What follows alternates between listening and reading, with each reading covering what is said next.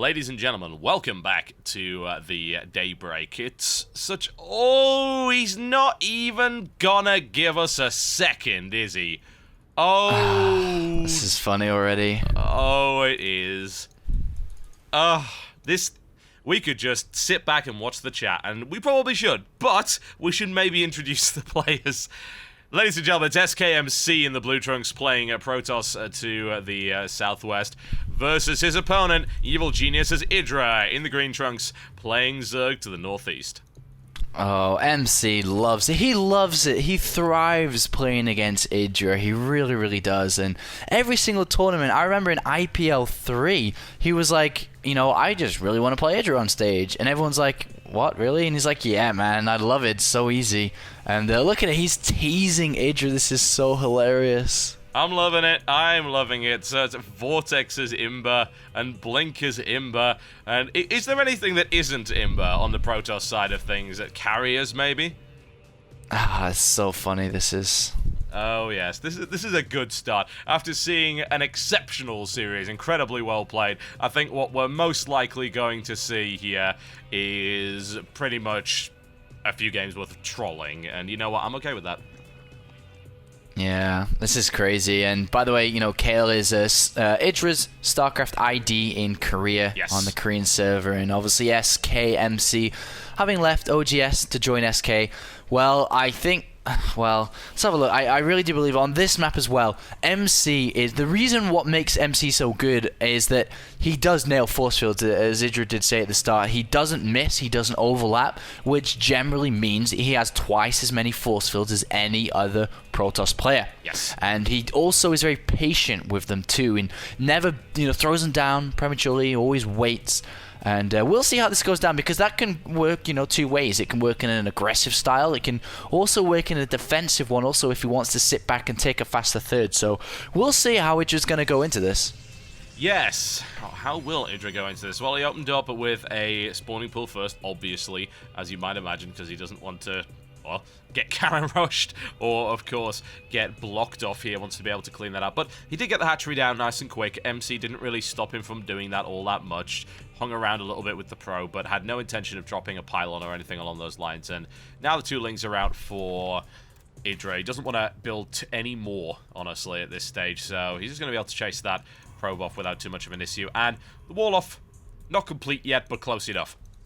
Yeah, I mean, there's a little gap there for a probe to go in if need be, or for a zealot to go into either. Yeah. But he did get the gateway before the cannon, so he does show us that he doesn't want to delay tech too much, which may actually be for an aggressive push here. But EGIdRA, I mean, Daybreak and EGIdRA, they both have met many times before, and EGIdRA should be able to map out where probes should be, where aggression should come from, and naturally it is going to be in that south side. So he should definitely be keeping overlords down there to make sure that a probe doesn't get out and doesn't throw down a pylon that he doesn't know about.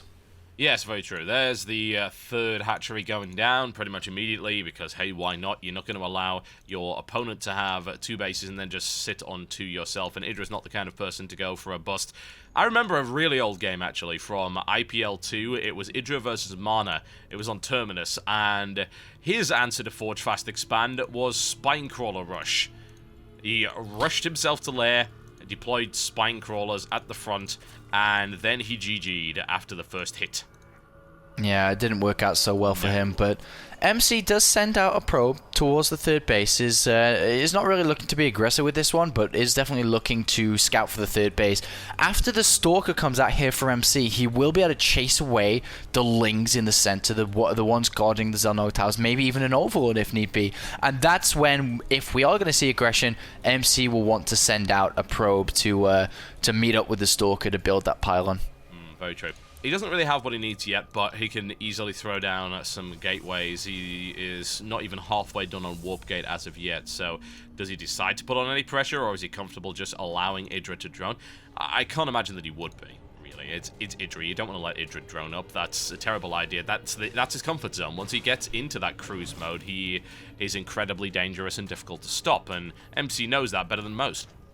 Yeah, and here come down the additional gateways, so it is going to be +1 for gateways, and the Stalker is now out now, and it is going to help protect the pylon, which has been planted down in full view of EGIdrA here, so EGIdrA knows exactly what's coming, but EGIdRA's speed is so incredibly late. It's only just now started. He did take gas at, 6 minutes, so the speed will come out eventually, but it's still got, a good 80 seconds left, and it will already see units being warped in that time. Yeah, and the lack of speed means that Stalker takes all 4 of those links, no problem at all, and the pylon is able to complete. The question is, how does EGIdrA then react to this, and what do we see coming out? Because we are seeing a Twilight Council here from MC, so I have to wonder if MC even bothers to try and use that pylon to get aggressive with, or if it's just to force EGIdrA to overmake units in response. Yeah, we'll see. I mean, he should warp in some Zealots. They're kind of expendable at this time of the game. And as he turns to warp gates, we should be seeing Zealots coming in. And the follow-up from this with the Twilight Council can be +2 into Blink, but we'll see. But he's definitely coming down. And look at EGIdrA without speed. He's easily chased away here. Double Spine Crawlers, though, which will help out a lot. They certainly will. The +1 Zealots, though, will do significant damage here, but it depends whether or not MC wants to engage. He probably doesn't. Not against those Roaches here. Whoa, Twilight Council coming in right here. And through to a Dark Templar Shrine. MC is... I would say MC's not messing about, but he really is. That's exactly what he's doing. He's going for DTs. He's like, hey, here comes the Warp Gate pressure. Prepare for gateway units. Oh, I'm going to bring in something special. And EGIdrA does have Lings and an Overlord so close towards that Dark Shrine on the natural of MC. MC, upon seeing the Double Spine Crawler, EGIdRA's pushed that away very smartly, but EGIdRA hasn't gone in with anything yet. He's building Spore Crawlers as a follow-up here, a follow-up defensive measure, and this actually could seal a win for EGIdRA. If this DT doesn't work, then of course it will. Yeah, that'll certainly help an awful lot, because that's a pretty risky investment there so early on 2 bases, and it has to do damage. It must do damage. And the cleanup's going to happen on the pylon as well, which in itself is very important, because that gives him one less option. He doesn't have a Warp Prism yet. He is building a Robo, so he's going to be reliant on spawning, I think, from this pylon here, which hasn't been picked up as of yet. Yeah, this is so good from EGIdRA to understand that MC does like to follow this up with DTs, if not Blink Stalkers +2, and it's just looking really, really good. DT Shrine is now finished, 2 DTs being warped in, and they should get cleaned up really, really easy here for EGIdRA, and the +2 is coming down, and Blink, and the 3rd base also. The problem is that EGIdRA only just now started an upgrade, so he is really, really far behind, only just now starting that +1 Carapace. 2 DTs though. Oh my god, there's no detection in the main. Oh no, he just saw the DTs there, and now he's going just directly into this main mineral line, and needless to say, EGIdRA is forced to pull everything off of the main there, and he's going to start working on the lair. Now, an Overseer is about to complete though, so there's no way that's going to work, and MC knows this, so he's splitting off the DTs, knowing he's going to lose 1, but he may be able to keep the second one alive. DT count is currently at 3. There is another one somewhere. Yeah, don't know where that other one's gone. It's not around any of the bases. I think it's just on the Zelnog tower in the center, controlling that. That's kind of cool for MC. A lot of Protoss players do that to annoy Zerg players. It's very hard to gain that vision if there's a DT there. But with the Overseer, he can go down and clean that up. But a 3rd base now finishing for MC. +3 attack on the way already here. Chrono boosting always into it. More gateways coming down here. And we do have, I think we will have a big push follow-up from this off a lot of gateways. +3 and Blink Stalkers. But EGIdRA's upgrades only just now finishing, or near finishing, with +1 Carapace. He doesn't have really anything. He's still just on Roach Link Tech. Yeah, I'm not liking that one little bit, and there are enough Stalkers there to do significant damage. Did he end up getting Blink on those Stalkers, actually? Yeah, he did. Yes, he did, so wonderful things are going to end up happening for MC here, I think, and not so great for EGIdRA, who's going to run right into that, and he's going to hate gateway units after this, but he really should be hating Forges more, because these Roaches should take an awful lot of damage. However, EGIdRA has managed to make his way into the main. He can start to do some damage here as well. Zealot comes in and is immediately shut down. More Zealots coming in here. This attack has been blunted, but there are still Roaches in the main base, and economic damage will be dealt. Yeah, this is it's losing a few probes, but not really that many. And think about units lost. He lost a lot more there than MC did for sure, considering they're both on 3 bases. EGIdRA hasn't got a 4th. EGIdRA's waypointing all his overlords into MC here, and still doesn't have a follow-up to this. He's throwing down a Spire, really? I'm not really convinced about that one. Admittedly, the Roaches now move their way in on the Blink Stalkers. They're able to do some damage. Blink has now come off cooldown, however, so MC can easily move himself around. I have to wonder if he's just going to go for a big push on +3 attack with nothing but Stalkers and maybe a couple of Zealot sentries in the mix. And these Roaches are being picked to pieces, and MC's going to have this huge upgrade advantage in a few seconds' time. Yeah, this safety net Spire is interesting. I really hope he doesn't build Mutalist from that, otherwise it's just GG. I feel it's just in case of Colossus, maybe. Yeah. But he's marching through now with +3 Stalkers. This is 0-1 Roaches, and, well, 1-0 I suppose I should say is actually correct if you look at it in the image. But with just +1 Carapace and 0 attack upgrades, these are +3 Stalkers with Blink. This is actually really, really bad here for IGIdrA. It is, and there's a really aggressive Blink. He's got to crush that Roach force and will lose very few Stalkers in the process. He doesn't really care. In fact, he loses like 1 Stalker and kills about 12 Roaches in the process. That is a massive force there from MC, very difficult to deal with. +1 attack is coming in for Flyers at the moment, which might be useful if you happen to be either going mass muta, which you're certainly not because you're building drones at the moment and it would die against this number of Stalkers, or of course if you're going to get Corruptors to deal with Colossus. There are no Colossus, so I'm not sure why that gas is going where it is at the moment. Yeah, and he doesn't have a Hydroden or Infestation Pit or Lings or anything. That's the end of the game. There you go. Yeah, pure Roach, like 2 upgrades behind, is never going to be able to beat MC. MC takes a very easy win. Yeah, he didn't really have too much of a problem there. He was able to do just a little bit of damage to the DTs. It was well defended by IGIdrA. IGIdrA was paranoid for a very good reason that there would be a follow-up there. He knows MC very well, but what are you going to do with just Roaches and +1 Carapace? I mean, really, it doesn't do anything, and Stalkers easily rip those to shreds. Blink or no Blink, it wouldn't have made a difference at that stage, I think. Yes. Yeah, I mean, IGIdRA's 4th base was really slow. He built a lot of units, and he didn't really know that 3rd base was there for a long time either, and it just didn't really look like he read the game that well. I mean, the only scouting he did in that game was with the Roaches that went into the main and natural. Like, he still didn't even know what the Dark Shrine was in this game, and his composition just isn't good enough. That's why we see Ling Infesta a lot of the time against Stalkers like this, because Roaches just aren't good enough by it, not even if they were equally upgraded. No, they're not, and they're not supposed to be either. It's as simple as that. You need to put together a composition that allows you to lock Stalkers down. That mobility gives a huge advantage, and even without mobility, +3 is just that damn good. It was a nice quick +3 there from MC. He goes in with the +3, reinforces with additional gateways behind it, and that, as they say, is that you do need more than Roaches to win in this particular matchup.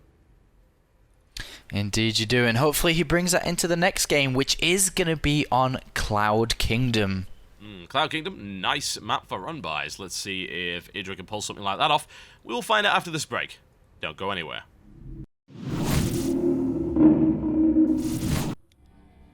Ladies and gentlemen, welcome to the Cloud Kingdom, and Game 2 of Evil Genius's IGIdrA in the Green Trunks playing Zerg to the southwest versus his opponent SKMC in the Blue Trunks playing Protoss to the northeast.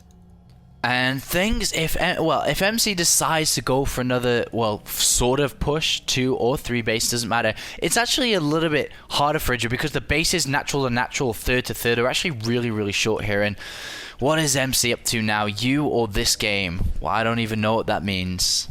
I don't know. We've heard an awful lot from IGIdrA lately about how he kind of hates StarCraft 2. He doesn't think StarCraft 2 is a particularly good game. So I have to wonder if that meant, was that your fault or was it the game's fault? And I don't know. It's like, I don't know if MC is mocking here or if he's actually being genuine. It's hard to tell.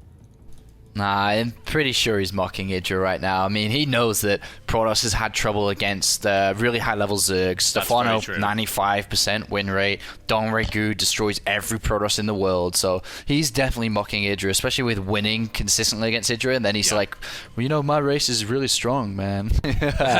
Oh, well. Every little bit. MC is in it for the money. He's in it for the girls, the fame, and every little bit, even just saying, hey IGIdrA, my race is imbalanced. If that topples IGIdrA, MC's definitely gonna do it. Yeah, why not?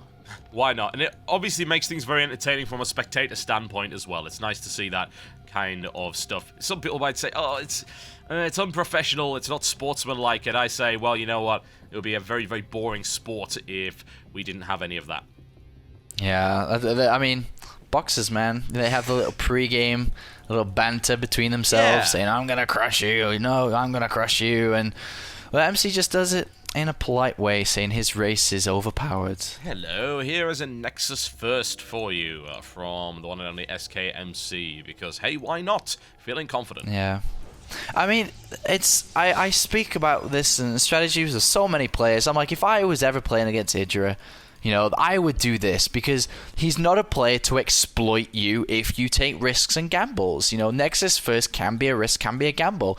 There is opportunities for IGIdrA to take, you know, necessary builds and going down tech paths where he could exploit this. Roach, bailing bust, anything along those lines. But, you know, he's never ever going to do that. Even against Terran, can go command center first. IGIdra's never going to exploit that. So MC takes full advantage of who he's playing against and, you know, achieves that Nexus first. So many players are doing this now as well. They really are. The holes in IGIdra's play are sort of more well publicized, I think, than any other player. And as the problem is that he doesn't change, and he suffers as a result of that. And it's very unfortunate to see, because he's such a mechanically competent player. Yeah, and he's going to go try and take his third base down. It's exactly the same as game one, and maybe he'll lose exactly the same, because that's the trend that he has against Protoss players. He just doesn't change. He just goes in, maybe adds a few more drones, maybe doesn't, and still end up losing. And he just needs to have a fresher approach, a fresher mindset to the series. And well, I mean, in this, I mean, trying to say if he's going to do that and tell if he's going to do that in this series alone is kind of hard, because I don't think it's possible. But just overall in general, just improving outside of it. But remember, guys, he's already lost versus Symbol. He's already 0-1 in the group. If he loses versus MC, that's 0-2. And that leaves him just with a few games remaining, which is almost impossible to come back from. It's so difficult.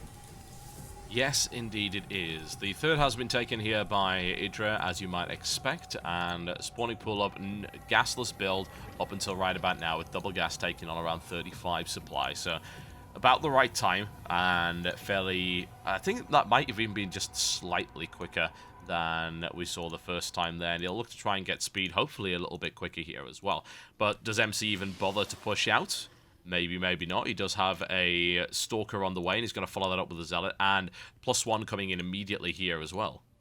Yeah, I feel that he'll just throw down 3 more gateways, because it's always nice to do a bit of light pressure, and you don't necessarily have to overcommit either, and you can always back out. So very shortly, I guess we'll see 3 gateways go down in the main base, and then he'll follow. As the Stalker is out now, there's nothing that can touch the probe, and the probe has free reign to go down, build a pylon, and IGIdrA sees it with his Zing. He knows exactly that there's a probe going down in the bottom right, but can he do anything to prevent that, though? Well, without speed, it's going to be a little bit tricky, isn't it? As we saw last time, it's playing out in a very similar way. Admittedly, IGIdrA is adding on more Lings this time around, and would be perhaps unwise to go in with just 3. He knows that he can't take on 4. He needs more than 4, basically, to take on this Stalker, and now he's going to at least be able to push that Stalker away. The pylon, however, is being deployed all the way over here, and IGIdrA hasn't responded to that just yet. As you said, he did see the probe coming. Will he go around to pick that up? And yes, it looks like he will. Very, very smart there by IGIdrA. Or maybe not. No, there we go. He's going to go get it now.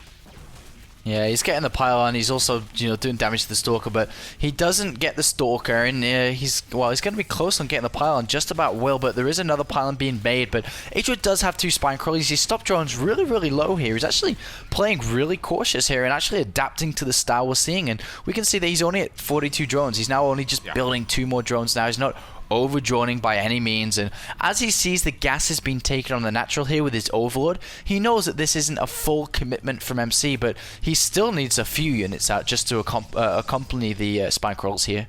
Yes, indeed, especially with the +1 now kicked in and +2 on its way. These +1 Zealots are going to do a lot of damage to Lings, but he does have Roaches on the field already to deal with that. So he even kills the probe as well, so any kind of attempt to place an even more aggressive pylon simply will not happen. Lings just on the way over, and things are looking pretty solid, honestly, for IGIdrA at this stage. He goes for a nice early layer here as well. Yeah, and he's also droning behind this now, finally. Got an evolution chamber, so should be starting an upgrade very, very shortly here. But what is MC doing now? He's getting +2. He's getting a robotics facility and extra gateways here. is he going to be building an Immortal from this and then pushing out with +2 because he throws down, oh wow, 4 extra gateways here. So he's definitely pushing himself almost all in here. It's going to be very hard to back this up. And no, instead, and as I say, back this up with an expansion, but as I do say, this is no Immortal. There is a Warp Prism coming. So even if he can't get a pylon down, it doesn't matter. It doesn't matter because he's going to use a Warp Prism. Yep. Very, very smart. With +1 Zealot, he will do a huge amount of damage. In fact, by the time this Warp Prism goes in, it's most likely going to be +2 Zealot. So it's going to smash its way through any mineral line there. And EGIdrA, now having taken 3 bases, is pretty much spread out. He does at least have 2 Spine Crawlers there, so any kind of drop into that base isn't really going to accomplish anything. But the main is rather naked. There's only a single Spine Crawler going out, which will fall fairly rapidly to +2 Zealots. And this is not just going to be one push. This is going to be at least double-pronged here. He's already pushed out to the center of the map, and he's put sentries in the Warp Prism.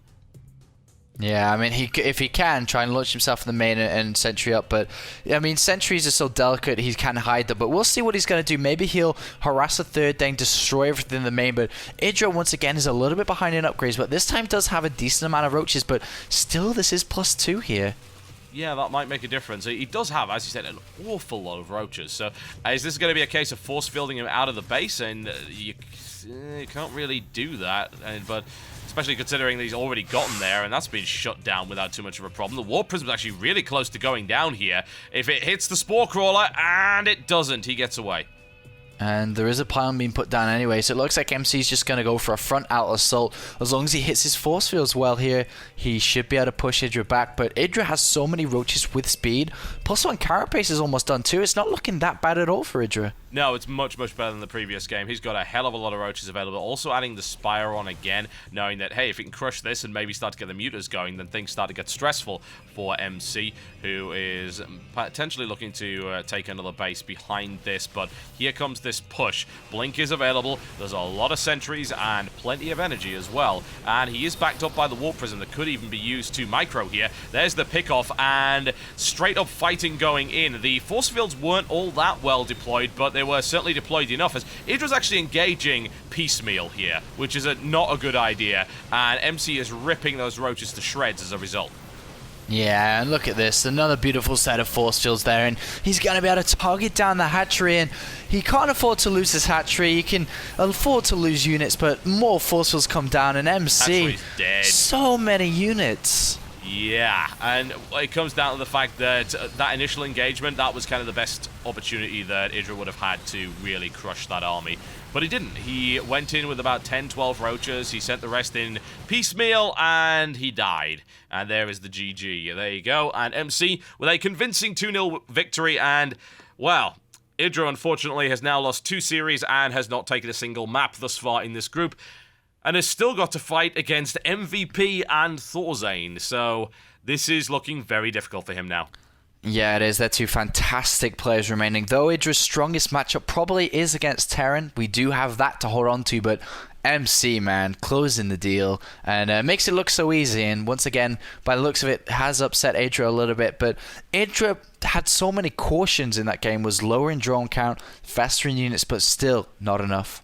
Well, it just came down to the fact that that engagement was sloppy from EGIdRA. It really was. The force fields from MC initially weren't even all that good. They didn't really do anything. But he didn't go in with his full roach complement. And maybe it was just because he was scared of losing the third. And, you know, that's a perfectly valid reason to do that. But at the end of the day, he had a lot of roaches. He could have got a decent engagement. And he just wasn't able to pull that off. And you saw the roaches going in 2 by 2. Hurrah, hurrah. It doesn't make a difference. They're easily picked off. Before they even get in range, they're going to have taken a lot of damage. Yeah, it's a little bit unfortunate there. I mean, maybe just changing the armor composition once again could, you know, mold a little bit better towards what MC's doing here, because roaches, they're just not cutting it. They don't have any attack. They're doing 16 damage versus stalkers who blink away, and then by the time the roaches even penetrate the shields, they're already dead here. So it's just this roach alone style from EGIdRA just isn't working, and even +1 carapace is a rough, you know, maybe a bad decision in itself. Maybe he should be getting the +1 missiles and doing more damage faster here, and adding in lings as well. Lings mix in there. It's really difficult here for EGIdRA, but oh well, I guess back to the drawing board once again for the Evil Genius star. Yes, sadly it is. He's going to have to figure out his ZvP. At least there are no more Protoss left to fight in the group. So, or he does have a shot going up against those two fantastic Terran players, but he has now made things very, very difficult for himself, and I would be surprised to see him go through this group at this stage. He is in the worst position imaginable to attempt that. But we shall see. You never know. All right, folks, we're going to have the final match for Super Sunday here, and it is going to be one hell of a match. It is going to be the 4 Hope ThorZaIN versus the upstart TSL.Symbol, and that is all coming your way right after this.